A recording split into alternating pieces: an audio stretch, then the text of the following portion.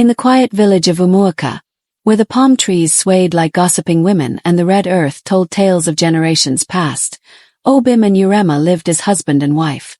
Uremma was the pride of the village, a woman whose beauty could halt a man mid-stride and whose voice, when she sang at the stream, made even the birds pause to listen. Her laughter was like the sound of fresh rain, bringing joy to everyone around her.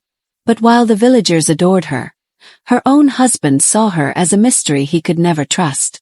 Obim, her husband, was not an ugly man, nor was he poor. He was a prosperous palm wine tapper, but what he lacked was trust. A deep and gnawing jealousy plagued him, turning his love for Uremma into an obsession. He had convinced himself that a woman as beautiful as Uremma could never truly belong to just one man, no matter how much she reassured him. His heart remained restless, poisoned by suspicion. It did not matter that Uremma was loyal. Obim's mind had already built a prison of doubt around her. Every morning, as Uremma left to fetch water or go to the market, Obim would sneak behind her, hiding behind banana trees, eavesdropping on her conversations, and questioning anyone who so much as greeted her. If a man so much as smiled at her, Obim would march home, his chest heaving, his mind weaving wild accusations. The villagers soon noticed his strange behavior, and whispers spread about the man who was driving himself mad over a woman who had done no wrong. But Obim did not care. In his mind, his suspicions were justified. "Uremma, where did you go today?" he would demand the moment she returned home. "To the stream, as I always do," she would answer, puzzled by his tone. "And who did you meet there?" "Don't lie to me."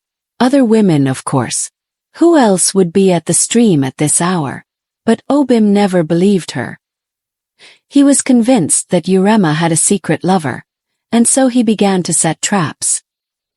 He started sending people to spy on her, bribing even children with palm wine and roasted maize to report back to him.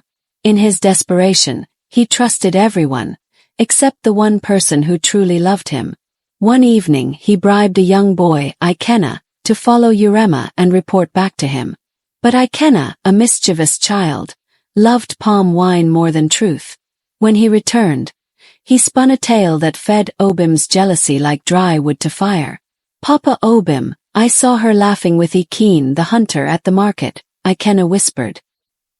He licked his lips, hoping for another calabash of sweet palm wine. Obim's eyes darkened. Ikeen, the same man who had once admired Uremma before their marriage. That night Obim could not sleep. He tossed and turned, his mind burning with imagined betrayals.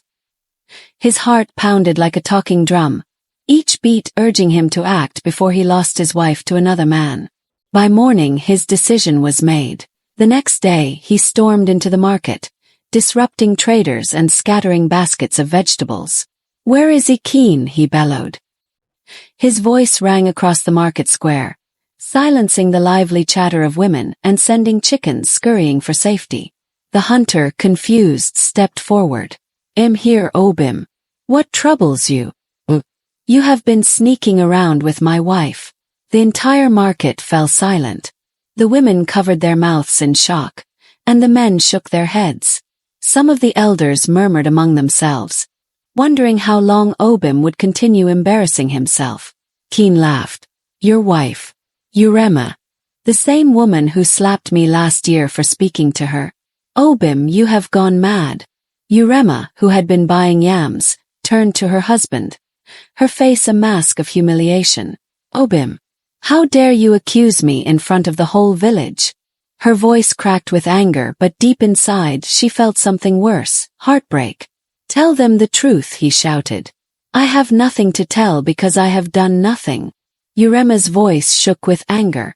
The village chief, an old man with a long white beard, stepped forward. "Obim, you shame your wife without proof. If she is guilty, let the gods judge her." That night, Uremma did not speak to Obim. She sat outside their hut, staring at the moon, her heart heavy. She had been a faithful wife, yet every day, she was treated like a criminal. Was this her fate? To live in the shadow of a husband who did not trust her? The thought alone made her chest tighten. The next morning she made a decision. She would teach Obim a lesson he would never forget. She had endured enough of his foolishness, and it was time to put an end to it once and for all. A week later, a festival was announced. It was the perfect opportunity. Uremma sent a message to her cousin, Chijioke, a tall, strong man who had just returned from the city. She told him her plan, and he agreed, laughing heartily. "This will be fun," he said. "Your husband needs to learn a lesson." On the day of the festival, as the villagers danced and sang, Chijioke approached Uremma and whispered into her ear. Obim, who had been watching her from a distance, saw this and his vision turned red. His blood boiled like hot palm oil. Without thinking, he charged forward and grabbed Uremma's arm. "Who is this man? Have you no shame?" Uremma pulled her arm free and turned to the crowd.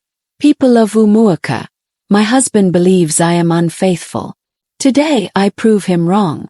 Her voice was strong, filled with years of frustration and pain. She took Chijioke by the hand and led him to the elders.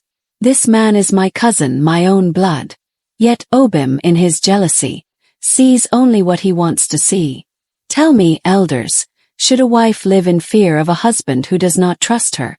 The elders murmured among themselves. Then the chief spoke. "Obim, jealousy is a disease that eats the soul. If you do not learn to trust your wife, you will lose her, not to another man, but to your own foolishness." Obim felt shame wash over him.